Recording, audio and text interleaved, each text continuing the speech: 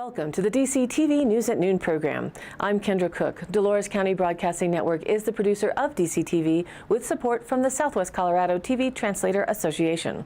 If you have a news topic or event that you would like to see covered, give us a call. The studio number is 970-677-4119. Today's show runs Tuesday at noon and is uploaded to our YouTube channel and our DCTV News at Noon Facebook page to watch on demand. Today is December 4th, 2018, and now the News at Noon. Reported in the Journal, photos Jim Mimiaga. A portion of U.S. Highway 160 south of Cortez closed Monday afternoon after a head-on collision between a semi-trailer and a pickup truck. The crash occurred about 2 p.m. just north of the intersection of County Road 21 and U.S. 160. The northbound semi-trailer hauling gravel overturned, spilling the gravel and blocking the southbound lane. The pickup went off the road on the east shoulder and had a wheel sheared off. The drivers of the pickup and semi-trailer were transported by Southwest Health System ambulance to Southwest Memorial Hospital, according to Montezuma County Deputy Justin Goodall. They had non-life-threatening injuries, he said. The section of highway where the accident occurred was closed as emergency crews responded. Northbound and southbound traffic were diverted down County Roads 21 and B. Goodall was on patrol in the area and said he witnessed the accident. He said it was a head-on collision, but the Colorado State Patrol was investigating to see who was at fault. Quote, "We were a few cars back when it happened, so we stopped traffic and focused on assisting the crash victims," he said. The semi-trailer driver was assisted out of the crushed cab by Cortez Fire Protection District crews, and the driver of the pickup was seen standing outside of his vehicle before being loaded into the ambulance. Responding agencies included Cortez Fire Protection District, Southwest Health System Ambulance, Ute Mountain Rescue, Montezuma County Sheriff's Office, the Colorado State Patrol, and Colorado Department of Transportation. Reported in the Journal, courtesy photos. When former Attorney General Jeff Sessions resigned on November 7th at the president's request, speculation was reignited about the U.S. Department of Justice stance on states' push to legalize medical and recreational marijuana. Matthew Whitaker, President Donald Trump's pick for acting Attorney General, has so far been silent about his position on states' efforts to legalize the Schedule I controlled substance. While Whitaker hasn't spoken at length about his views on marijuana during a 2014 primary debate for the U.S. Senate nomination in Iowa, he said a state law that would legalize medical cannabidiol would positively affect families. But according to footage of the debate, hosted by Iowa Public Television, Whitaker also said he was concerned about how the Department of Justice enforces federal law when it comes to marijuana. "I'm gravely concerned that we are now going back and forth between who's in the White House and what their drug enforcement policy is," Whitaker said during the debate. Colorado Senator Cory Gardner expressed concern that Whitaker does not hold similar views to Trump, who publicly announced his support of Gardner's legislation on marijuana legalization. Quote, "I think he is at odds with the president," Gardner said in an interview with the Durango Herald. Quote, "The new Attorney General, the one that will be replacing the acting Attorney General, is going to receive a lot of questions from me and my colleagues about where he stands on federalism and the ability of states to legalize." Gardner was previously critical of Sessions when the former Attorney General gave federal prosecutors more leeway to enforce federal laws against pot. When Whitaker was criticizing the Justice Department in 2014, he was referring to the former Deputy Attorney General James Cole's memorandum on marijuana law enforcement policy. The Cole memorandum, issued in August of 2013, focused the department's efforts to enforce federal law on marijuana in certain situations, including the prevention of distribution to minors, revenue going to gangs or cartels, interstate marijuana distribution, and state-authorized activity being used as a cover for trafficking. The Justice Department has 4 previous iterations of this memo, but this version was groundbreaking because it reallocated sources from marijuana enforcement to more serious drugs or cases. Sessions, however, rescinded the memo in January in a controversial decision that sparked speculation on how his personal views of marijuana may affect the legalization movement. Both Colorado senators elected to represent a state with a booming recreational marijuana industry publicly expressed concern. Senator Michael Bennet, a Democrat, sent a letter to Sessions to encourage him to rescind his memo, which he dubbed, quote, "nebulous federal interaction, inviting chaos," essentially requesting a reinstatement of the Cole memo. Earlier this year, Bennett and Gardner sent a letter to the Financial Crimes Enforcement Network to encourage it to retain regulations set in 2014 that would allow banks to serve marijuana businesses and dispensaries while still complying with the Bank Secrecy Act. Gardner said in an interview with the Herald that Sessions' position on marijuana legalization had a significant impact. Gardner said that Sessions had promised him he would not rescind the Cole memo, and when he did anyway, Gardner held off on Sessions' judicial nominations so he would change direction. Gardner said he believes Trump is and has been open to working towards legalization, so the ideal pick for the next Attorney General would align with those views as well. He said Sessions' actions led directly to Trump supporting his legislation, especially his States Act, which would exempt individuals from federal prosecution if they are in compliance with state marijuana laws. The bill would allow states to legalize marijuana for medical and recreational purposes, as Senator Elizabeth Warren, Democrat from Massachusetts, and Gardner's home states have done. Gardner said that while the bill may open a path to legalization, the purpose is to focus on states' rights. Gardner said he will continue to push the bill through the next Congress and spoke to Senate Majority Leader Mitch McConnell in November about strategy. If the States Act is passed and signed into law, states would be able to opt out of federal law, which classifies all marijuana as a Schedule I drug under the Controlled Substance Act. One of the many issues that the States Act may resolve is banking. Marijuana dispensary owners struggle with finances because most banks follow federal regulations and are unable to hold accounts with money earned from federally illegal activities such as the sales and distribution of marijuana. To solve the issue, Gardner and Bennett co-sponsored the Secure and Fair Enforcement, or SAFE, Banking Act of 2017, which would ensure that legal cannabis businesses can access banking services, but the bill is still awaiting a vote from the Senate. Gardner said there is more work to be done, but recent legislation may get the ball rolling, like the Farm Bill's provisions on legalizing hemp. He hopes that legalization legislation will continue to garner bipartisan support, as the States Act has. And a report from the Durango Herald, an AP story out of Farmington. A Farmington diner has agreed to pay $25,000 to settle allegations that it discriminated against a Muslim woman. The U.S. Equal Employment Opportunity Commission announced the settlement on Monday. The agency had sued Blue Moon Diner for religious discrimination. Its lawsuit argued the diner forced Samantha Bandy to resign when she chose her religious practices over the diner's requirements that she stop wearing a headscarf at work. Bandy will receive $2,500 in back pay and $22,500 in compensatory damages. The settlement also requires the diner to revise its religious discrimination policy, make the reporting requirements clear, and provide anti-discrimination training. Any requests for religious accommodations have to be reported to the Commission for 2 years. And now, let's take a look at the weather. The national map shows a relatively quiet weather pattern across much of the lower 48 as sprawling surface high pressure dominates, resulting in below average temperatures from nearly coast to coast. The greatest departures from normal on Tuesday will be from the Great Basin to the Midwest Appalachians, where afternoon highs of 10 to 20 degrees below early December normals are expected. This shifts into the eastern states by Wednesday, with the southwest and central U.S. seeing a warm up to near or slightly above average temperatures. Rain and mountain snow chances steadily increase Tuesday afternoon and evening in Northern California, dropping southward by Wednesday, with precipitation expected to pick up in coverage and intensity across Southern California. Moderate to locally heavy rainfall is possible, with flash flooding and debris flows a marginal threat, particularly over recent burn scar areas. Light accumulating snows are also expected across the higher terrains of the Sierra Nevada mountain range. Elsewhere across the country, showers along a cold front sinking slowly through Florida will end by Tuesday, and light snow showers will be possible Wednesday from the northern plains to the upper Great Lakes associated with a weak cold front. Regionally, patchy low clouds and fog can be expected across the valleys this morning and again tonight, with a few snow showers possible. The mountains will see isolated snow showers continue through tonight, with no significant accumulations expected. Wednesday through Saturday, look for a chance of mountain snow each day, though no powerful storms are expected.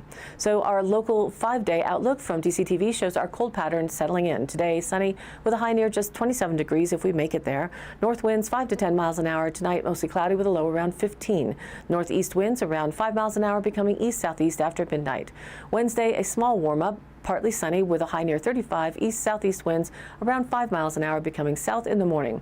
Wednesday night, mostly cloudy with a low around 23, south-southeast winds around 5 miles an hour. Then Thursday, we pick up a 20% chance of snow showers after 11 a.m. Cloudy with a high near 39, south winds 5 to 10 miles an hour, and a 40% chance of snow showers. Thursday night, cloudy with a low to 25. And that continues into Friday, where right now a 40% chance of snow showers is possible, mainly after 11 a.m. Cloudy with a high near 38 degrees. Friday night, things taper off as we only have a slight chance of snow showers before 11 p.m., mostly cloudy with a low to 22. And right now, our weekend looks to remain cold but sunny, with Saturday partly sunny and a high near 37. Saturday night, mostly clear with a low around 18. And Sunday, sunny with a high near 37. Sunday night, mostly clear with a low around 16. So bundle up, be careful out there in these very cold nights, and check on a neighbor to make sure they are okay if you have any concerns. Yesterday's photo was by Kara Cox. Today, I took this one coming into work this morning. Some beautiful photos of the snow and clouds and sunshine. Be sure to post them on our Dove Creek Local Weather Photo Group on Facebook, or email them to us at dcbnnews@gmail.com. From the Telluride Daily Planet News, photo Jessica Glabo. Coyotes in Telluride's East End have become habituated, and residents report encounters they say they're too close for comfort. The neighborhood's features are not only attractive to local families who live in the cozy, deed-restricted homes, many with kids and dogs, but also to a growing number of members of the Canis latrans family, or coyotes. Jared Carter was walking his dog one dark night when the speed limit monitor lit up, recording something approaching at 4 miles an hour. The device is set up near the bus turnaround on the north side of Colorado Avenue. His dog froze, and he spotted a coyote trotting quickly up the road towards them. When Carter yelled, the creature ran off. That's when he noticed a second coyote just 20 feet away in the cemetery. He yelled and stomped his feet and ran to his house to get a hockey stick. When he came back out, his neighbor, Maureen Pellison, alerted by his shouts, called down from her deck overlooking the bus turnaround where she'd spotted a third one. They were honing in on his dog. The hairs on the back of his neck were bristling. "We realized we have a problem here," Carter said. Anymore, Pellison walks her dog with a golf club at the ready. Based on the location of the coyotes' nightly howling and yipping, Carter thinks there may be as many as 3 dens. Other area residents have encountered similar situations. For one local, between the scary encounter with her dog and the fact that she barely sleeps anymore because her dog barks incessantly when the coyote commence their nighttime conversations, she now questions her accepting attitude of living close to nature. If the boldness of the animals that has residents, it's the boldness that has the residents most concerned. They prowl close to homes, and it has not been uncommon to see them sauntering across Colorado Avenue at noon or tooling through Telluride Town Park as parents drop kids off at Hanley Pavilion for ice hockey practice. Lisa Chisholm, who has lived across from Town Park for 20 years, said she won't let her dogs romp in the park close to Bear Creek or Firecracker Hill after a large coyote stalked her 5-month-old puppy nearly up to her doorstep on Colorado Avenue. She sticks to Warner Field and has taken to keeping her puppy under strict supervision and barricading her dog door. And that, according to the Colorado Parks and Wildlife CPW website, is typical coyote behavior. They're extremely adaptable and have no problem living in close proximity to humans. They will eat nearly anything, including small mammals, pets, livestock, and domestic fowl, even plants and carrion. They will adjust their diet to eat whatever's available. Carter acknowledges the coyotes are, like the bears that are still marauding in the neighborhood pre-hibernation, hungry. Mark Caddy, CPW's district wildlife manager, states unequivocally, the problem we have here is that they are habituated to humans. They're not being harassed and shot at. He said in Telluride, coyotes have reportedly followed bears down the alleys, lapping up strewn morsels that the ursins empty from trash receptacles and dumpsters. He cautioned against leaving pet food outside, as that is a surefire way of helping the coyote become comfortable close to human dwellings. Since discharging firearms in the town of Telluride is forbidden, Caddy said, quote, "Slingshot guy Carter has a good idea, and that standing up to and harassing the coyotes was a good tactic to make them move more wary. But for animals that have become utterly fearless of humans, he said the bolder coyotes would have to go. Once they get habituated, the ultimate solution may require removal of some of them," he said. Upon hearing Carter's assessment, there may be as many as 3 different groups. He said that he would not be surprised about that. They haven't been hunted. Hunting keeps the numbers down. There are numerous tips on the CPW website for keeping you and your pets safe from coyotes. And speaking of hunting, here in Dove Creek, where coyote howling is heard mostly in the county and not directly within town, the Dove Creek Volunteer Fire Department annual coyote hunt will be happening this Saturday, December 8th. Entry fee is $100 per team, 2-person teams, with the top 3 3 prizes awarded. Call for information at 970-529-0978. They say good food, refreshments, and door prizes after the hunt. And this event probably helps keep the coyotes on their toes in this part of the county. And from the Journal, photo Jim Mimiaga. The culinary dreams of Wigglin' Pig owner Ernie Padilla continue to come true with the opening of a storefront restaurant at 44 West Main Street in Cortez. Padilla had such good success with his local food truck specializing in barbecue, he jumped at the opportunity to expand into a permanent space on Cortez's famous restaurant row. My menu attracted quite a following, so when this space became available, I knew this was my moment. It really is a dream come true. I love cooking and serving the public quality food, he said during a break from the kitchen. His signature barbecue and, quote, gourmet comfort food dishes like macaroni and cheese, pulled pork tacos, smothered fries, grilled cheese, and sliders and burgers keep people coming back. I appreciate the support, Padilla said. I have daily specials and plan to expand the menu. A staff of 10 employees bustles and hustles to cook and serve up customers during the lunch and dinner rushes at the spacious restaurant formerly Pepperheads. Quote, we keep a friendly, upbeat atmosphere where people can come and enjoy a good meal relaxing with friends and family, Padilla said. Soon they can have a cocktail and a local craft beer with the meal once a liquor license is approved. Attention to detail, experience in the kitchen, and flavorful recipes are what makes his food especially good, Padilla said. Since I was a child, I've been cooking and experimenting with different dishes and sauces. My mom and aunts were a big inspiration, he said. At family reunions, I was the guy manning the grill, and as a family man, I've perfected my style by experimenting with recipes served up to the wife and kids. The Wiggling Pig food truck will continue to show up at festivals, events, and anywhere around the county where people need a hot homestyle meal. The new restaurant's hours are 11 a.m. to 8 p.m. Sunday through Thursday, closed on Wednesdays, and 11 a.m. to 9 p.m. Friday and Saturday. And today's High Canyon Country happenings. Saturday, December 8th, join Montezuma Orchard Restoration Project and artist Janet Lever Wood at Home and Range to celebrate the holidays and benefit heirloom orchard restoration with art and apples. 10% of sales donated to Morp. Morp all local apple cider juice boxes are for sale, and Janet's exquisite sculptures, vessels, and pie plates will accompany all the local art, pottery, pie plates, home goods, bird teas, gifts, and more. Coffee and refreshments will be available. It runs from 11 a.m. to 3 p.m. at Home and Range on East Empire Street in Cortez. And up in Dolores, December 8th, join Dolores Outfitters from 7 a.m. to 7 p.m. for their one-year celebration. They say, quote, we will have chili and homemade dog treats, tons of items on sale, and a chance to win $50 for the Dolores Outfitters gift card. For every $25 you spend, you'll receive a raffle ticket starting November 23rd, running through the 8th. We can't wait to see everyone and thank you for all the support this year. And over in Durango this weekend, a magical winter wonderland is at the Durango and Silverton Narrow Gauge Railroad Grange Hall as Community Connections presents its 15th annual Festival of Trees, Noel Night Weekend, Friday and Saturday, December 7th and 8th from 1 to 6 p.m. It's family-friendly fun, food, and entertainment. Admission is free to view an enchanted forest of trees and wreaths, but $10 raffle tickets will earn you a chance to win one of the 5 heritage packages valued at over $500 each. All proceeds benefit Community Connections, helping our friends and neighbors with intellectual and developmental disabilities live, learn, work, and play in Southwest Colorado.